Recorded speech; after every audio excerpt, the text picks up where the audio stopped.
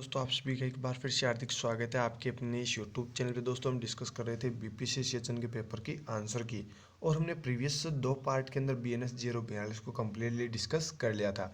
आज हम BNS 041 का पेपर डिस्कस करने वाले हैं। इसमें भी टोटल 70 क्वेश्चन पूछे गए हैं, जिनमें से 35 क्वेश्चन आज आपको मिल जाएंगे। रिमेनिंग जो भी क्वेश्चन बचते हैं वो आपको नेक्स्ट पार्ट के अंदर मिल जाएंगे। पहली चीज़ मैं आपको बता दूँ, ये जो पेपर है ये बीपीएससी सीजन का पेपर है और ये इग्नू की तरफ से लिया गया पेपर है। जैसे कि आप सभी को पता भी होगा, कुछ लोगों को पता नहीं है तो कुछ लोगों को पता भी है। जो बीपीएससी सीजन का कोर्स है वो अलग अलग यूनिवर्सिटीज़ करवा रही है अलग अलग स्टेट के अंदर। जैसे बात करूँ मैं राजस्थान की, तो RUHS जो कि बीपीएससी सीजन करवाती है। पंजाब की बात करें तो पंजाब में BFUHS, और ये प्राइवेट भी करवाती है आजकल, पता होगा आपको। और यूपी में KGMU जो यूनिवर्सिटी है, ये यूनिवर्सिटीज़ जो है बीपीएससी सीजन का कोर्स करवा रही है। अगर आप इनमें से किसी यूनिवर्सिटी से कोर्स कर रहे हैं तो आप हमें ऐप के थ्रू अपने जो पेपर है वो भेज सकते हैं, आपको इसके आंसर की मिल जाएगी। तो चलिए अब हम इस पेपर को सॉल्व कर लेते हैं फटाफट से। ये आंसर की ये PDF जो है वो सभी कैंडिडेट्स को मिल चुकी है जिन्होंने CHO का कोर्स बाय कर रखा है, और जिन्होंने बीपीएससी सीजन का कोर्स बाय कर रखा है उनको ये PDF मिल चुकी है। चलिए हम देख लेते हैं जो भी क्वेश्चन यहाँ पे पूछे गए उनको सॉल्व कर लेते हैं फटाफट से। पहला क्वेश्चन जो कि आपको पूछा गया था, all are the feature of community health centre except. CSC के सभी क्या है फीचर्स है एक को छोड़कर। तो यहाँ पे आपको राइट आंसर करना था option second, maintain by the centre.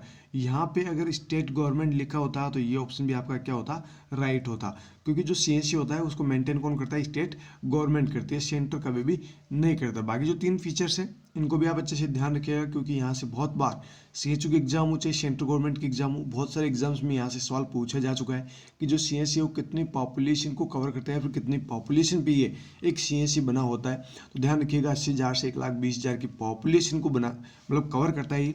और इसके अंदर टोटल 4 स्पेशलिस्ट होते हैं, ये भी मैं बताऊंगा कौन कौन से होते हैं। Next 30 indoor bed and with other facilities, 30 bedded ये हॉस्पिटल होता है और अदर फैसिलिटीज़ भी यहाँ पे अवेलेबल होती है। चलिए रेशनल के अंदर देखते हैं इसको और अच्छी तरीके से। देखिए यहाँ पे रेशनल में ये बीपीएससी सेशन 2022 में भी क्वेश्चन पूछा जा चुका है एज इट इज़। जो CSC है वो 80,000 से 1,20,000 की पॉपुलेशन भी होता है, 30 इसमें इंडोर बेड्स होते हैं, साथ ही इसमें OT यानी कि ऑपरेशन थिएटर होता है, अक्सर रूम होता है, लेबर रूम होता है, और लेबोरेटरी फैसिलिटीज़ भी यहाँ पे अवेलेबल होती है। अब हम बात करते हैं 4 जो स्पेशलिस्ट होते हैं वो कौन कौन से होते हैं। एक जनरल मेडिसिन का होता है, एक पीडियाट्रिक्स का होता है, और एक सर्जरी का होता है, और एक OBG यानी ऑब्स्टेट्रिक एंड गायनेकोलॉजिस्ट जो है, ये 4 डॉक्टर स्पेशली यहाँ पे अपनी सेवाएं देते हैं। जैसे कि मैंने आपको बता दिया कि CSC जो है इसको एस्टेब्लिशमेंट करने का और मेंटेन करने का काम किसका होता है, स्टेट गवर्नमेंट का। चलिए नेक्स्ट क्वेश्चन की तरफ बढ़ते हैं। Principle of pollution prevention covering composting and incineration of waste is. जो प्रिंसिपल ऑफ पॉल्यूशन है, यहाँ से सवाल पूछा गया प्रिंसिपल ऑफ पॉल्यूशन को लेकर कि जिसके अंदर composting and incineration of waste को क्या किया गया हो, प्रिवेंट मतलब कवर किया गया हो, ऐसा वो कौन सा प्रिंसिपल ऑफ पॉल्यूशन है। तो यहाँ पर आपको राइट आंसर करना था option first, principle of waste optimisation. पहला जो प्रिंसिपल आपको दिया गया है principle of waste optimisation, reuse recover and recycling आपने पढ़ा होगा, तो वहाँ से ये क्वेश्चन पूछा गया है। चलिए रेशनल में इसको और देख लेते हैं थोड़ा सा। देखिए यहाँ पे कंसेप्ट ऑफ पॉल्यूशन प्रिवेंशन, यहाँ पे अलग अलग कंसेप्ट आपको दिए गए हैं। सबसे पहला जो कंसेप्ट है वो कौन सा है, principle of waste optimisation, reduce reuse and recover. तो यहाँ पे ये जो कंसेप्ट है यहाँ से आपको क्वेश्चन पूछा गया था। Recovery involves recovery of material of और energy through recycling composting and incineration, यानी कि जो रिकवरी की जाती है वो किस प्रकार से होती है, जो भी मटेरियल्स होते हैं या फिर जो भी एनर्जी यूज ली जाती है यहाँ पे रिसाइकलिंग करते हैं, कंपोजिटिंग और इंसिनरेट करते हैं। ये जो प्रिंसिपल ऑफ कौन सा है, principle of waste optimisation, reduce reuse and recover का। नेक्स्ट क्वेश्चन देखिए, बिल्कुल छोटा सा क्वेश्चन पूछा गया है, वाटर रिलेटेड डिजीज इज, कौन सी एक वाटर रिलेटेड डिजीज है। यहाँ पर आपको राइट आंसर करना था option for the malaria. Malaria जो है ये वाटर रिलेटेड डिजीज है। तो आप ये कहेंगे कि सर ये कौन सी डिजीज है, ये है वाटर वॉश्ड डिजीज। पूछा जा सकता है आपको कि वाटर वॉश्ड डिजीज़ और वाटर रिलेटेड डिजीज़ दोनों में डिफरेंस आपको पता होनी चाहिए कि कौन कौन सी वाटर वॉश्ड डिजीज़ है, कौन सी वाटर रिलेटेड डिजीज़ है। चलिए इसको रेशनल से और जानते हैं अच्छे से। देखिए यहाँ पे वाटर वॉश्ड डिजीज़ का मतलब हो गया कि पुअर पर्सनल हाइजीन, किसकी वजह से, वाटर शॉर्टेज की वजह से पर्सनल हाइजीन मेंटेन नहीं हो पा रही, जिसकी वजह से जो डिजीज कंडीशन है वो हो सकती है, जैसे इसके बीच है trachoma, typhus, flea lice and tick borne disease. तो ये कुछ एग्जांपल्स है ये वाटर वॉश्ड डिजीज के हैं। वाटर की शॉर्टेज की वजह से ये बीमारी हो रही है, पुअर पर्सनल हाइजीन की वजह से ये बीमारी हो रही है। बात करते हैं वाटर रिलेटेड, यानी पानी है उसकी वजह से बीमारी हो रही है। एक तो नहीं है तब भी हो रही है, एक है तो कौन सी बीमारी हो रही है। तो अगर आपको पता होगा खूब जगह कादा कीचड़ भरा होता है, एक जगह पानी इकट्ठा होता है, तो उसकी वजह से बहुत सारे वहाँ पे मच्छर वगैरह फैल जाते हैं, है ना। तो उसकी वजह से डेंगू फीवर हो सकता है, फाइलेरियासिस हो सकता है और मलेरिया हो सकता है। तो ये 3 अलग अलग बीमारी जो है ये वाटर रिलेटेड डिजीज है, जो कि वाटर के एक जगह होने की वजह से इंसेक्ट्स यहाँ पे पनपेंगे, उसकी वजह से ये बीमारियाँ हो सकती है। नेक्स्ट क्वेश्चन देखिए, solar disinfection of water involve all accept. Solar disinfection of water के अंदर सभी को इन्वॉल्व किया गया है, एक को छोड़कर। यहाँ पर आपको राइट आंसर करना था option fourth, expose bottle to sun for 3 hours. यहाँ पे अगर 6 आवर लिखा होता तो ये भी आपका राइट आंसर हो जाता, बट यहाँ पे इन्होंने क्या कहा है 3 आवर, तो आपका ये क्या हो गया, गलत हो गया। बाकी जो तीन ऑप्शंस दे रखे हैं तीनों के तीनों सही है। चलिए इसको रेशनल से और जानते हैं। सोडिस यानी कि सोलर डिसइंफेक्शन, ये एक प्रकार से वाटर को प्यूरिफाई करने का एक मेथड है। देखिए कैसे करते हैं, इसमें जो सन की रेज होती है उसकी एनर्जी से बैक्टीरियाज को किल किया जाता है। नेक्स्ट, कलेक्ट सेवरल बॉटल्स, अलग अलग बॉटल्स में हम क्या करते हैं, वाटर कलेक्ट करते हैं, जो कि कैसी हो, क्लियर प्लास्टिक की बॉटल हो, ठीक है। नेक्स्ट, इसको जो भी बॉटल में आपने वाटर लिया है उसको सेक करना है, कितने सेकंड के लिए, 20 सेकंड के लिए। नेक्स्ट जो लास्ट ऑप्शन आपको दिया गया है वो क्या दिया गया, एक्सपोज द बोतल to the sun by placing them on the roof and rack for at least 6 hours, जो कि मैंने आपको अभी बता ही दिया है। इफ़ सनी, अगर सूर्य की किरणें आ रही है और काफ़ी ज़्यादा तापमान है तो उस जगह आप अपनी इस बोतल को रखें, और कितने देर के लिए, 6 घंटे के लिए या फिर 2 दिन के लिए। अगर क्लाउडी कलर है तो 2 दिन के लिए भी आप इसको रख सकते हैं। तो एक सोडिस डिसइंफेक्शन करने का एक तरीका है, यानी सोलर डिसइंफेक्शन से प्यूरिफाई करने का तरीका है। तो ये इसको याद कर लेना, यहाँ से बहुत बार क्वेश्चंस भी पूछे जाते हैं। नेक्स्ट क्वेश्चन देखिएगा, orthotolidine arsenite test is used to determine. जो ऑर्थोटोलेडिन आर्सेनाइड टेस्ट है इससे हम क्या डिटरमाइन करते हैं, बहुत ही इजी क्वेश्चन है, ये आप सभी को पता भी है। राइट आंसर आपका सेकंड हो जाएगा, फ्री क्लोरीन रेजिडुअल वॉल्यूम। जो फ्री क्लोरीन रेजिडुअल वॉल्यूम है उसको डिटेक्ट करने के लिए ऑर्थोटोलेडिन आर्सेनाइड टेस्ट हम यूज़ करते हैं। यहाँ पर रेशनल के अंदर और देख लीजिए, बाकी जो यहाँ पे पॉइंट्स और दे रखे हैं उनको भी आप अच्छे से पढ़ लीजिएगा, क्योंकि बहुत बार पूछा जाता है कि फ्री रेजिडुअल जो क्लोरीन की वॉल्यूम है वो नॉर्मली कितनी होती है। तो ये वॉल्यूम जो है 0.2 to 0.5, ये आंसर में आप कर देना। और ये भी ध्यान रखना, OTA जो किट होता है, यानी कि ऑर्थोटोलेडिन आर्सेनाइड टेस्ट का जो किट होता है वो स्पेशल किट जो है अवेलेबल कहाँ पे होता है, डिस्ट्रिक्ट हेल्थ ऑफिस के अंदर, ठीक है। देखिए यहाँ पे orthotolidine arsenite test use to determine the amount of free chlorine residual. जो भी फ्री क्लोरीन रेजिडुअल है उसके अमाउंट को डिटरमाइन करने के लिए हम टेस्ट करते हैं OTA, ठीक है। नेक्स्ट क्वेश्चन देखिए, solid waste arising from public and government office is called. Solid waste कहाँ से हो रहे हैं, पब्लिक एंड गवर्नमेंट ऑफिस से, तो इनको हम क्या कहेंगे, इनको हम कहते हैं इंस्टीट्यूशनल वेस्ट। यहाँ पर राइट आंसर आपका क्या हो जाएगा, ऑप्शन फोर्थ, इंस्टीट्यूशनल वेस्ट। चलिए मैं रेशनल के अंदर आपको और बता देता हूँ।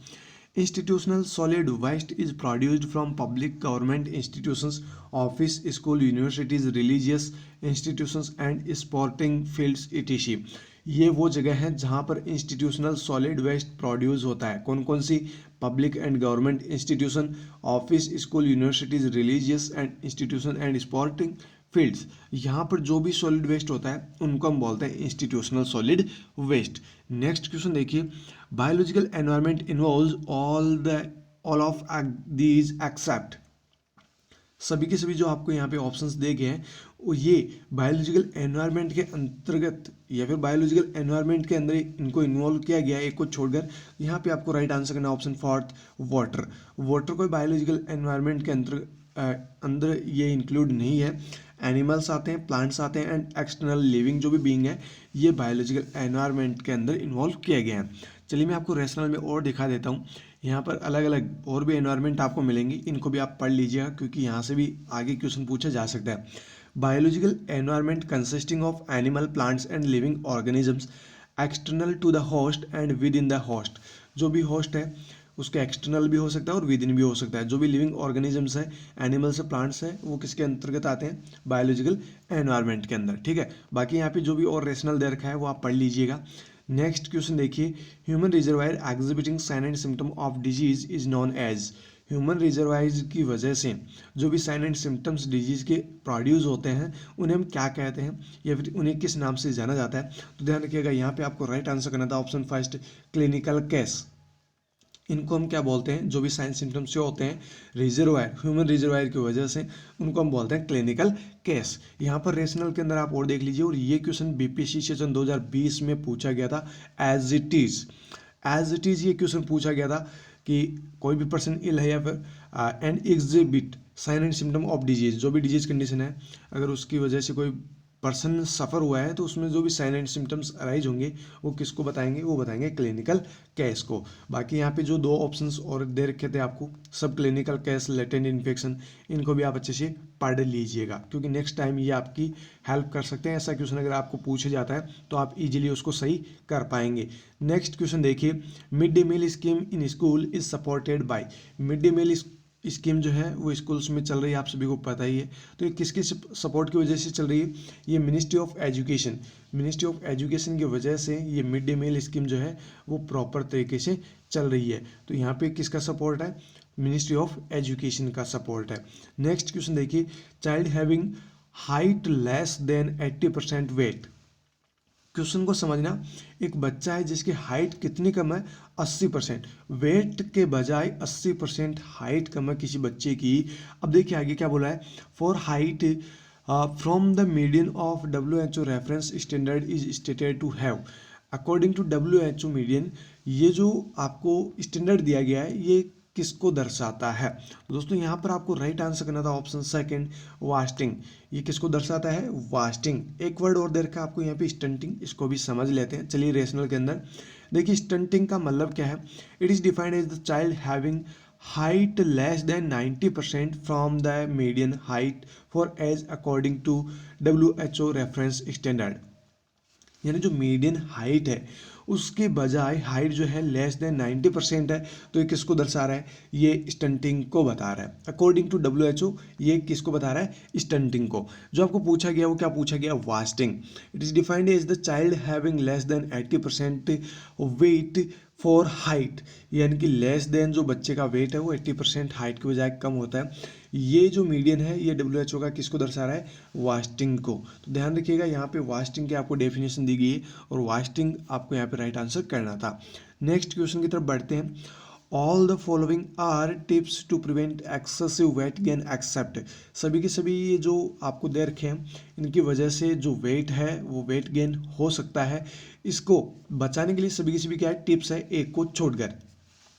यहाँ पे एक्सेसिव वेट गेन से प्रिवेंट करने के लिए सभी टिप्स है, एक को छोड़कर। तो यहाँ पर आपको राइट आंसर करना था ऑप्शन फोर्थ, फूड में बी यूज्ड एज रिवार्ड। आप एज ए रिवार्ड अगर फूड किसी बच्चे को देंगे या फिर किसी पर्सन को देंगे तो उसका वेट गेन ही होगा। वेट गेन से आप बचा नहीं रहे हो, वेट गेन आप कर रहे हो, ठीक है।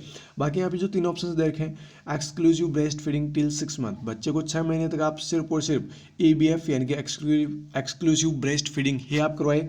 मिनिमाइज बॉटल यूज, कम से कम आप बॉटल यूज दें। अवॉइड क्रिटिसिज्म ऑफ चाइल्ड, जो भी बच्चा है उसको क्रिटिसिज्म अवॉइड करे, तभी उस बच्चे का वेट गेन जो है वो एक्सेसिवली नहीं हो पाएगा, इसको आप प्रिवेंट कर पाएंगे। अगर आप रिवार्ड की तरह देंगे, जो भी फूड है आप रिवार्ड की तरह देंगे तो बच्चे का वेट जो है वो गेन हो जाएगा। चलिए यहाँ पर रेशनल के अंदर आपको और दिखा देते हैं। एनकरेज एक्सक्लूसिव ब्रेस्ट फीडिंग, ये आपको करना ही है। Minimise intake of bottle juice, cold drink and chocolate. Next time आपको ये दिया जा सकता है कि minimise intake of chocolate, minimise intake of cold drinks. तो इस प्रकार के ऑप्शंस जो आपको मिल सकते हैं, क्वेश्चन सेम ही हो सकता है, ध्यान रखिएगा। नेक्स्ट यहाँ पे है offer positive reinforcement for healthy food choices and avoid criticism. Criticism avoid करना है। साथ ही साथ do not use food as a reward, जो भी फूड आप दे रहे हैं वो रिवार्ड की तरह नहीं, पनिशमेंट की तरह आपको देना है, ठीक है। यानी कि आप अगर बच्चा कह रहा है कि मेरे को तो ये 2 चीज़ चाहिए, तो आप उसमें से सिर्फ आधी ही दे उसको। आप ऐसा ना कि 2 मांग रहा है आप 4 दे रहे हैं, है ना, तो उसकी वजह से क्या होगा, बच्चे का वेट गेन होगा। नेक्स्ट क्वेश्चन देखिए, most common deficiency found in rice eating population is, जो भी राइस ईटिंग पॉपुलेशन यानी कि जो भी ज़्यादा चावल वगैरह खाते हैं उनमें कौन से विटामिन की डेफिशिएंसी देखने को मिलेगी। तो यहाँ पर आपको थायमीन जो है विटामिन B1, इसकी डेफिशिएंसी उन पर्सन्स के अंदर देखने को मिलेगी। देखिए यहाँ पे vitamin B1 deficiency is commonly found among rice eating population, जो ज़्यादा चावल खाते हैं उनमें विटामिन B1 की डेफिशिएंसी देखने को मिलती है। ऐसा नहीं है कि ज़्यादा चावल खाते हैं तो उनमें कमी होती है, क्योंकि वो और कुछ भी खा रहे हैं तो उनमें ये कमी नहीं होगी, बट सिर्फ और सिर्फ चावल ही खा रहे हैं तो उनमें ये डेफिशिएंसी हो सकती है। नेक्स्ट क्वेश्चन आपको पूछा गया कि metallic taste in mouth is due to, metallic taste अगर माउथ में हो रहा है तो किसकी वजह से हो रहा है। तो ध्यान रखिएगा यहाँ पे आपको राइट आंसर करना है ऑप्शन 4, टॉक्सिक मेटल्स की वजह से। नेक्स्ट क्वेश्चन देखिए यहाँ पे, पहले इसको रेशनल में और देख लेते हैं। Toxic metals in food if ingested is insufficient quantities can cause metallic taste in mouth, vomiting, abdomen pain and usually within few hours। यानी कि अगर फूड के अंदर टॉक्सिक मेटल्स हैं तो इनकी वजह से मेटेलिक टेस्ट माउथ का होगा ही होगा, साथ ही साथ वॉमिटिंग भी हो सकती है, एब्डोमेन पेन भी होगा, और ये कुछ समय के लिए यानी कुछ घंटों के लिए ऐसी कंडीशन हो सकती है, ठीक है। Next question, ergotism occurs due to ergot fungus is known as, जो अर्गोटिज्म है वो अर्गोट फंगस की वजह से तो होता है, लेकिन ये अर्गोट फंगस कौन सा है या फिर इसे किस नाम से जाना जाता है ये आपको बताना है। तो दोस्तों यहाँ पर आपको राइट आंसर करना था ऑप्शन 4, क्लेविसेप्स फ्यूजिफॉर्मिस। जो क्लेविसेप्स फ्यूजिफॉर्मिस है ये अर्गोट फंगस है जिसकी वजह से अर्गोटिज्म पर्सन्स को होता है। चलिए यहाँ पे रेशनल के अंदर आपको दिखाते हैं अर्गोटिज्म, द अर्गोट फंगस। अब ये अर्गोट फंगस कौन सा है, क्लेविसेप्स फ्यूजिफॉर्मिस, ये फंगस है जिसकी वजह से अर्गोटिज्म जो है ये होता है। यहाँ पर सिम्टम्स भी दे रखे हैं, इनको भी आप ज़रूर पढ़िएगा। और ये जो अर्गोट फंगस है वो किन किन में मिलता है या फिर कौन से वो फूड कंटेंट्स है जिनमें ये अर्गोट फंगस पाया जाता है, ये भी आप देख लीजिएगा। यहाँ से एक क्वेश्चन और पूछा गया है, ये बीपीसी सेशन के एग्जाम में पूछा गया था, नोट्स के अंदर आपको मिल जाएगा। 5 की फॉर टू सेफर फूड की 5 जो की है इसके रिगार्डिंग क्वेश्चन पूछा गया था, वो आप देख लीजिएगा वहाँ से। नेक्स्ट क्वेश्चन देखिए, specific check for non vegetarian foods involve all except, जो भी स्पेसिफिक जो भी चेक आप करते हैं नॉन वेजिटेरियन फूड के अंदर, उनके अंदर सभी इन्वॉल्व है, एक को छोड़ गए। यहाँ पर आपको राइट आंसर करना option 4, stone and unwanted polish, इसको हम चेक नहीं करते हैं। बाकी क्रैक्ड सेल फॉर एग, ये सभी नॉन वेजिटेरियन की बात हो रही है। तो यहाँ पे flashing office, discoloured chicken skin, क्योंकि ये तीनों के तीनों वेजिटेरियन है। एक नॉन वेजिटेरियन वो कौन सा है, ऑप्शन 4, ये सॉरी ये भी नॉन वैसे वेजिटेरियन में ही है, लेकिन ये बात हो रही है यहाँ पे स्टोन एंड अनवांटेड पॉलिश की। चलिए यहाँ पे रेशनल के अंदर और देख लेते हैं, यहाँ पे वैसे रेशनल इंक्लूड नहीं किया, कोई बात नहीं। यहाँ पे आपको जो राइट आंसर करना था वो क्या करना था, option 4, stone and unwanted polish के अलावा सभी के सभी स्पेसिफिक चेक जो है नॉन वेजिटेरियन फूड्स के अंदर इन्वॉल्व होते हैं, ठीक है। नेक्स्ट क्वेश्चन देखिए, sand fly vector spreads, sand fly vector की वजह से कौन सी बीमारी स्प्रेड होती है, कालाजार। आप सभी को पता है, ये नहीं पता है तो ध्यान रखिएगा, बहुत बार ये क्वेश्चन पूछे जाता है। देखिए यहाँ पे रेशनल के अंदर कालाजार और Indian leishmaniasis caused by the parasite Leishmania donovani, आपको ये भी वर्ड मिल सकता है कि किसकी वजह से कालाजार ट्रांसमिट होता है। यहाँ पर इस प्रकार से भी पूछा जा सकता है, ट्रांसमिटेड बाय सैंड फ्लाई, और यही तो आपको पूछा गया कि सैंड फ्लाई से क्या स्प्रेड होता है, तो आपको आंसर में क्या करना था, काला आजार। आपको ये वर्ड भी मिल सकता है, फ्लेबोटोमस आर्जिनेटिप्स, ये वर्ड भी आपको दिया जा सकता है और पूछा जा सकता है। साथ ही यहाँ पर आपको और बता दें, जापानीज एनसेफेलाइटिस किससे ट्रांसमिट होता है, ये बीपीसी सेशन 2022 में जुलाई वाले बैच में पूछा जा चुका था। क्यूलीज मॉस्किटो की वजह से ट्रांसमिट होता है जापानीज एनसेफेलाइटिस, तो ये भी आप ध्यान रखिएगा, बहुत बारी क्वेश्चन पूछे जाते हैं। नेक्स्ट क्वेश्चन देखिए, indication on VVM to discard vaccine vial is, indication of VVM discard vaccine, यानी कि जो भी वैक्सीन वाइल है कौन सी को हम डिस्कार्ड करेंगे according to VVM, vaccine vial monitor. तो यहाँ पर देखिए वैक्सीन वाइल मॉनिटरिंग जो इंडिकेट करता है उसमें हम देखते हैं वैक्सीन वाले मॉनिटरिंग में कि ये वैक्सीन यूजेबल है या फिर अनयूजेबल है। तो अगर अनयूजेबल है तो उसको हम क्या कर देते हैं, डिस्कार्ड कर देते हैं। लेकिन कौन सी कंडीशन में, क्या आप देखोगे जिससे आप पता लगा पाओगे कि इस वैक्सीन को अब यूज़ नहीं लेना है। तो यहाँ पर आपको राइट आंसर करना था option second, colour of inner square is the same as outer circle. जो आउटर सर्किल है उसका कलर भी इनर स्क्वायर जैसा हो जाएगा, यानी कि जो आउटर सर्किल का कलर है सेम एज इट इज़ वैसा कलर किसका हो जाएगा, इनर स्क्वायर का हो जाएगा। जैसे ही उस पर आपने वैक्सीन के अंदर आपने देखा होगा इस प्रकार से वैक्सीन वाले मॉनिटर उसमें होता है। तो ये जो इनर जो आउटर जो सर्किल होता है वो एकदम ब्लू कलर का पूरा बना होता है। अब जो इनर होता है वो पूरा वाइट होता है। लेकिन धीरे धीरे जैसे जैसे वैक्सीन जो है वो ख़राब होती जाती है वैसे वैसे अंदर जो कलर है वो भी जो है चेंज होता जाता है। अगर ये सेम हो गए दोनों कलर यानी कि इस वैक्सीन को यूज़ नहीं लेना है। नेक्स्ट क्वेश्चन देखिए, genital and anal warts are caused by. जो जेनेटल और एनल वॉर्ड्स है वो किसकी वजह से कॉज होते हैं या फिर इनका पॉजिटिव एजेंट क्या है। तो ध्यान रखिएगा यहाँ पे आपको राइट आंसर करना option fourth, human papilloma virus HPV।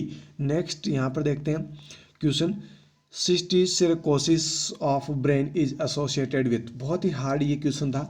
वैसे अगर आपने पढ़ रखा था तो कोई दिक्कत यहाँ पे नहीं हुई होगी, अगर आपने पढ़ा ही नहीं था तो आपको बहुत ज़्यादा दिक्कत हुई होगी। आपको पूछा गया सिस्टिसर्कोसिस ऑफ ब्रेन जो कि किसकी वजह से होता है या फिर किससे ये एसोसिएटेड है, किससे जुड़ा हुआ है। यहाँ पर आपको राइट आंसर करना था option 5, Taenia solium. Taenia solium की वजह से ये जो साइन एंड सिम्टम्स है वो देखने को मिलते हैं, सिस्टिसर्कोसिस ऑफ ब्रेन। चलिए हम रेशनल में इसको और देख लेते हैं। पॉर्क टैपवर्म है जिसका नाम है टेनिया सोलियम, ये क्या है, पॉर्क टैपवर्म है। सिस्टिसर्कोसिस ऑफ ब्रेन में present with seizures, increase intracranial pressure, hydrocephalus and chronic meningitis.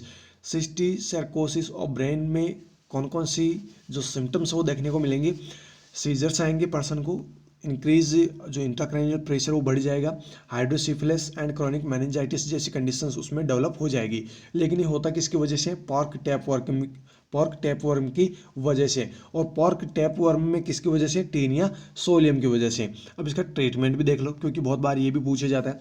Treatment है इसका प्रेजिक्वेंटिल जो कि सिंगल ओरल डोज दी जाती है 5 to 10 mg पर केजी बॉडी वेट के हिसाब से, ये इसका ट्रीटमेंट है। तो ये ध्यान रखिएगा, बहुत बार ये सवाल पूछा भी जाता है और आगे आपको पूछा जा सकता है क्योंकि ये वर्ड जो है ये आपको बुक में तो मिल जाएगा वैसे, लेकिन आप पढ़ोगे नहीं, है ना। तो ये वर्ड्स जो ऐसे होते हैं ना डिफिकल्ट वर्ड, वो क्वेश्चंस जरूर आपको पूछे जाते हैं। नेक्स्ट क्वेश्चन देखिए,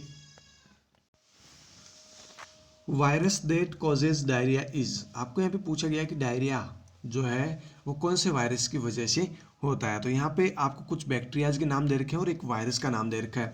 देखिए यहाँ पे वैसे दो वायरस के नाम दे रखे हैं, एक है राइनो वायरस, एक है रोटा वायरस। तो यहाँ पे आपको जो राइट आंसर करना था वो क्या करना था, option fourth, rota virus. Rota virus की वजह से डायरिया होता है, राइनो वायरस की वजह से होता है कॉमन कोल्ड। ठीक है, नेक्स्ट यहाँ पर इसको रेशनल से और देख लेते हैं। Diarrhoea is defined passage of loose, watery और लिक्विड, इनको आप पढ़ लेना। मैं डायरेक्टली आपको बता देता हूँ, डायरिया जो है वो वायरस, कौन कौन से वायरस है जिनकी वजह से डायरिया होता है। एक तो है रोटा वायरस, एक एडिनो वायरस, नेक्स्ट है एंटेरो वायरस। और बात करते हैं बैक्टीरियाज की तो E coli, Shigella, Salmonella and Vibrio cholerae. Parasite की बात करते हैं तो Entamoeba, histolytica and Giardia x ETC. तो मतलब यहाँ पे अलग अलग जो वायरस है जिनकी वजह से ये ट्रांसमिट होता है, बैक्टीरिया है उनके भी नाम आपको दे रखे हैं, पैरासाइट्स जो है उनके भी नाम आपको दे रखे हैं। और यहाँ पे बैक्टीरिया और पैरासाइट के नाम भी आपको यहाँ पे दिए हैं और वायरस का नाम भी आपको ऑप्शन में दिया है। और आपको पूछा गया था तो आपको राइट आंसर क्या करना था, रोटा वायरस। ठीक है, नेक्स्ट क्वेश्चन देखिए, active filarial infection is detected by serological test showing elevated level of. अगर किसी पर्सन को एक्टिव फाइलेरियल इन्फेक्शन हुआ है तो उसको डिटेक्ट करने के लिए सीरोलॉजिकल टेस्ट करते हैं। उसमें कौन सी जो फाइंडिंग है वो देखने को मिलती है या फिर कौन सी फाइंडिंग जो है एलिवेटेड देखने को आपको मिलेगी। तो यहाँ पे अलग अलग 4 ऑप्शंस दे रखे हैं इम्यूनोग्लोबुलिन के, IgM फर्स्ट, IgA सेकंड, ये ऑप्शंस आप पढ़ते जाइएगा। मैं आपको डायरेक्टली आंसर बता देता हूँ। यहाँ पे आपको राइट आंसर करना option third, IgG4, immunoglobulin G4 जो है इसका लेवल उस पर्सन में बढ़ा हुआ मिलेगा। तो ऑप्शन सी जो है वो आपका राइट आंसर हो जाएगा। यहाँ पे बात करते हैं डायग्नोसिस की, यहाँ पे बात हो रही है और सीरोलॉजिकल टेक्निक की यहाँ पे बात हो रही है। तो इसमें जो फाइलेरिया इन्फेक्शन हुआ है उसमें एंटी फाइलेरियल IgG4 का लेवल जो है वो बढ़ा हुआ मिलेगा। बाकी यहाँ पे ध्यान रखिएगा, यहाँ पे जो इंपॉर्टेंट पॉइंट्स है वो हाईलाइट किए हुए, ये भी आप जरूर पढ़ लीजिएगा, आपको पूछा जा सकता है। Microfilariae that cause lymphatic filariasis, circulation in blood at night. जो माइक्रोफाइल मतलब फाइलेरियासिस अगर किसी पर्सन को हो रहा है तो जो लिम्फेटिक फाइलेरियासिस है वो सर्कुलेट कब होता है, नाइट के अंदर। इसलिए इसको क्या कहते हैं, नॉक्चुरल पीरियोडोसिटी भी कहते हैं। डायग्नोसिस में जो ब्लड का कलेक्शन करते हैं हम कम करते हैं, नाइट में कलेक्ट करते हैं। अगर फाइलेरिया किसी को हुआ है तो नाइट में हम ब्लड का कलेक्शन करते हैं, क्योंकि वो नाइट में क्या करता है, ब्लड के अंदर सर्कुलेट होता है। तो ये भी इंपॉर्टेंट पॉइंट है। ये यहाँ पर अलग अलग और भी पॉइंट दे रखे हैं, ये भी आप जरूर पढ़िएगा, बहुत ही इंपॉर्टेंट है। ठीक है, नेक्स्ट क्वेश्चन की तरफ बढ़ते हैं। Dengue haemorrhagic fever is characterised by all except, यहाँ पे जो भी करेक्टरिस्टिक दे रखे हैं वो डेंगू हेमरेजिक फीवर के दे रखे हैं को छोड़कर। यहाँ पर आपको राइट आंसर करना था ऑप्शन 5, हेमेटोक्रिट राइज 10%। अगर 20% होता तो ये ऑप्शन भी आपका क्या होता, राइट होता। बाकी जो 3 ऑप्शंस दे रखे हैं तीनों के तीनों करेक्टरिस्टिक है डेंगू हेमरेजिक फीवर के। चलिए रेशनल के अंदर आपको और बता देता हूँ। थ्रोम्बोसाइटोपेनिया ये आपको दे रखा है same as it is value. Haematocrit rise 20%, 10% नहीं होता है, 20% हेमेटोक्रिट जो है वो राइज हो जाता है डेंगू हेमरेजिक फीवर के अंदर।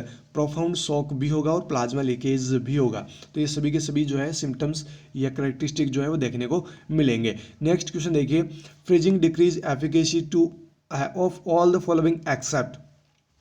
फ्रीजिंग डिक्रीज एफिकेसी वैक्सीन सभी के सभी है, एक को छोड़ गए। तो यहाँ पे जो आपको राइट आंसर करना था वो क्या करना था, option 4 OPV vaccine. OPV vaccine जो है फ्रीज डिक्रीजिंग एफिकेसी नहीं है, बाकी सभी की फ्रीज डिक्रीजिंग एफिकेसी है। यानी कि आप फ्रीजिंग कंपार्टमेंट पे अगर आप इनको रखते हैं तो इनकी एफिकेसी जो है वो डिक्रीज हो सकती है। आप सभी को पता है OPV को -20 डिग्री पे रखते हैं, तो सबसे ठंडे अगर कंपार्टमेंट में या फिर फ्रीजिंग कंपार्टमेंट में अगर रखा जाएगा तो किसको रखा जाएगा, OPV को। ठीक है, बाकी जो 3 ऑप्शंस दे रखे हैं इनमें अगर इनको आप फ्रीजिंग कंपार्टमेंट में रख देते हैं तो इनकी एफिकेसी जो है वो डिक्रीज हो सकती है। देखिए यहाँ पे फ्रीजिंग डिक्रीज एफिकेसी के ऑप्शंस दे रखे हैं, DPT, hepatitis B, DT and TT। अगर इनको रखा जाता है फ्रीजिंग कंपार्टमेंट में तो इनकी एफिकेसी डिक्रीज हो सकती है। नेक्स्ट क्वेश्चन देखिए, part of sunlight which converts vitamin to vitamin D3 is. Sunlight का वो कौन सा पार्ट है जो प्रो विटामिन को विटामिन D3 में कन्वर्ट करता है। तो आप सभी को पता है यूवी रेज यानी अल्ट्रावायलेट रेज जो होती है वो क्या करती है, प्रो विटामिन को विटामिन D3 में कन्वर्ट करती है। यहाँ पर देखिए प्रो विटामिन यानी कि 7 dehydro cholesterol which is normally present in the skin is converted. ये नॉर्मली स्किन के अंदर प्रेजेंट होता है लेकिन कन्वर्ट विटामिन D3 में होता है, किसकी वजह से, by the action of ultraviolet rays of sunlight, UV rays की वजह से ये कन्वर्ट होता है। नेक्स्ट क्वेश्चन देखिए, बहुत ही अच्छा क्वेश्चन पूछा गया है। Mineral utilised for creating coenzyme is, कौन सा वो मिनरल है जिसके यूटिलाइज से जो कोएंजाइम्स है वो बनते हैं फिर क्रिएट होते हैं। यहाँ पर आपको राइट आंसर करना था ऑप्शन 2 फॉस्फोरस की वजह से कोएंजाइम्स क्रिएट होते हैं। देखिए यहाँ पे रेशनल में मैं आपको और बता देता हूँ, यहाँ पर फॉस्फोरस दे रखा है और इसके जो भी फंक्शंस है प्रॉपर्टीज है वो आपको दे रखी है। यहाँ पर आपको पूछा गया है और वो पूछा गया है सिंथेसिस या फिर creating of coenzyme, synthesis of certain coenzymes. Phosphorus mineral है जिसकी वजह से कुछ कोएंजाइम्स का सिंथेसिस बॉडी में होता है। नेक्स्ट यहाँ पर और रेशनल दे रखे हैं, ये भी आप पढ़ लीजिएगा, ये फॉस्फोरस के ही है। नेक्स्ट क्वेश्चन देखिए, one of the following vitamin which must be avoided in pregnancy. Pregnancy के अंदर कौन सा विटामिन को अवॉइड करते हैं। बहुत ही अच्छा क्वेश्चन है, वेरी वेरी इंपॉर्टेंट क्वेश्चन है, ये आपको फिर से पूछा जा सकता है। कौन सा विटामिन है जो प्रेगनेंसी में अवॉइड किया जाता है। तो यहाँ पर आपको राइट आंसर करना है option 1 vitamin A. Vitamin A जो है इसको हम अवॉइड करते हैं ड्यूरिंग प्रेगनेंसी। क्यों करते हैं ये भी देख लेते हैं रेशनल के अंदर। Vitamin A high level of some form of vitamin A can harm the foetus development if taken too high amount during pregnancy. अगर प्रेगनेंसी के दौरान हाई अमाउंट में विटामिन ए ले अगर प्रेग्नेंट वुमेन तो उसकी वजह से फिटस डेवलपमेंट में बहुत ज़्यादा जो है हार्मफुल इफेक्ट जो है वो देखने को मिल सकते हैं। Mother should avoid vitamin A supplements and animal source of vitamin A through out pregnancy. इसलिए प्रेगनेंसी के दौरान महिला को जो भी एनिमल सोर्स होते हैं विटामिन ए के, जैसे लीवर और जो भी विटामिन ए सप्लीमेंटेशन है वो नहीं लेने चाहिए, उनको क्या करना चाहिए, अवॉइड करना चाहिए। ठीक है, नेक्स्ट क्वेश्चन देखिए, all are the benefit of colostrum except, सभी के सभी क्या है, कोलोस्टम के बेनिफिट है एक को छोड़कर। यहाँ पे आपको राइट आंसर करना option D, option fourth, mature lungs, lungs mature नहीं करता है कोलोस्टम। मोर प्रोटीन कोलोस्टम में होता है, ये माइल्ड परगेटिव नेचर का होता है, ये जॉइंडिस से प्रिवेंट भी करता है। तो ये तीन के ये तीन है, ये तीनों के तीनों बेनिफिट है कोलोस्टम के। एक जो नहीं है कौन सा, मेच्योर लंग्स। यहाँ पर मैं आपको रेशनल के अंदर और दिखा देता हूँ, कोलोस्टम के जो भी फीचर्स है यहाँ पर पूरे के पूरे दे रखे हैं। जो आपको ऑप्शन दिए गए हैं वो दिए गए हैं, more protein, mild purgative effect and prevent jaundice. ठीक है, तो यहाँ पे ये जो तीन ऑप्शंस अलग अलग जो दिए गए हैं ये आप यहाँ से पढ़ लीजिएगा, और भी बहुत कुछ आपको यहाँ पे सीखने को मिलेगा, ये भी आप यहाँ पे पढ़ लीजिएगा। नेक्स्ट क्वेश्चन देखिए, restoration of personal dignity is, restoration of personal dignity is ये किसके अंदर गत आती है, फिर कौन से रिहेबिलिटेशन का ये पार्ट है। तो यहाँ पर आपको राइट आंसर करना option fourth, psychological rehabilitation. Restoration of personal dignity किसके अंतर्गत आती है, साइकोलॉजिकल रिहेबिलिटेशन के अंदर। चलिए मैं आपको रेशनल के अंदर और दिखा देता हूँ, emotional and psychological rehabilitation the involve step to restore the confidence and personal dignity. जो पर्सनल डिग्निटी और कॉन्फिडेंस है इसके रिस्टोरेशन जो है वो किसके अंतर्गत इन्वॉल्व किए गए हैं, इमोशनल एंड साइकोलॉजिकल रिहेबिलिटेशन के अंतर्गत। अब देखिए यहाँ पर एक और दे रखा है, सोशल रिहेबिलिटेशन, ये भी आपको पूछे जा सकता है। Restoration of family and social relationship, जो रिस्टोरेशन है फैमिली और सोशल रिलेशनशिप का, उसको किसके अंदर इन्वॉल्व किया गया है, तो आपको आंसर में क्या करना है, सोशल रिहेबिलिटेशन। यहाँ पे जो आपको पूछा गया वो पूछा गया पर्सनल डिग्निटी रिस्टोरेशन को लेकर, तो आपको आंसर में क्या करना है, साइकोलॉजिकल रिहेबिलिटेशन। नेक्स्ट आपको क्वेश्चन दिया जा सकता है और ऑप्शन में चेंज मिल सकता है, इमोशनल वहाँ पे वर्ड दिया जा सकता है, तो ध्यान रखिएगा। नेक्स्ट क्वेश्चन देखिए, emotionally healthy person has all the following characteristic except, जो भी इमोशनली हेल्दी पर्सन्स होते हैं उनके सभी के सभी क्या है, करेक्टरिस्टिक है एक को छोड़कर। तो यहाँ पर आप लोगों को राइट आंसर करना है option C, carried away by emotion easily, carried away by emotions easily, यानी कि जो इमोशनली जो भी हेल्दी पर्सन्स होते हैं उनके सभी करेक्टरिस्टिक है। वेल एडजस्टेड माइंड, एक बार देखते हैं इसको, देखिए वेल एडजस्टेड माइंड होता है, मतलब कहीं पर भी वो सेट हो सकता है अगर वो इमोशनली हेल्दी है तो। फ्री फ्रॉम इंटरनल कॉन्फ्लिक्ट, और उसके किसी प्रकार की इंटरनली कोई कॉन्फ्लिक्ट भी नहीं होता है अगर वो इमोशनली हेल्दी पर्सन है तो। Now his and her capabilities, साथ ही साथ वो ये भी जानता है कि मुझे क्या करना है क्या नहीं करना है, वो खुद की कैपेबिलिटीज जो है उसके बारे में भी अवेयर होता है, वो सब कुछ जानता है। तो ये तीनों के तीनों क्या है, ये करेक्टरिस्टिक है जो भी मेंटली हेल्दी पर्सन होते हैं उनके। बाकी जो ऑप्शन थर्ड है ये आपका यहाँ पे एक्सेप्ट से पूछा गया है, तो ऑप्शन जो थर्ड है वो आपका राइट आंसर हो जाएगा।